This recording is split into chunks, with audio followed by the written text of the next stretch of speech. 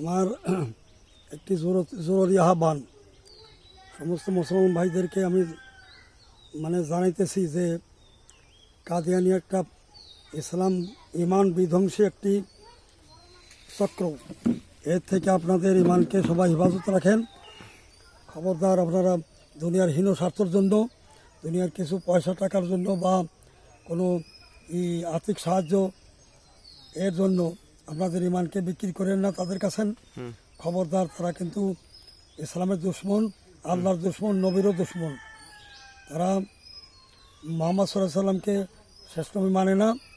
মুহাম্মদ সাল্লাল্লাহু আলাইহি সাল্লামকে শেষ নবী আল্লাহ নিজেই বলছেন, এবং মুহাম্মদ সাল্লাল্লাহু আলাইহি সাল্লামকে শেষ নবী নিজে নবী সাল্লাম বলছেন যে আমি শেষ নবী।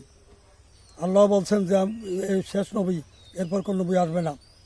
খবরদার, আপনারা সবাই ইমানকে হেফাজত করার জন্য নিজের যার যার ইমানের জন্য সবাই সচ্চর হন এবং এই ব্যাপারে এবং সচেতন হইয়া আমার সন্তান, বাপ, আমার নেতা যদি এই সন্তান পক্ষে বা আসে, আমার নেতা হোক বা আমার যে কেউ হোক না কেন, তাদের অনুসরণ করতে গিয়া এই বাতিলকে সাপোর্ট করা কোনো রকম যায় যাবে না।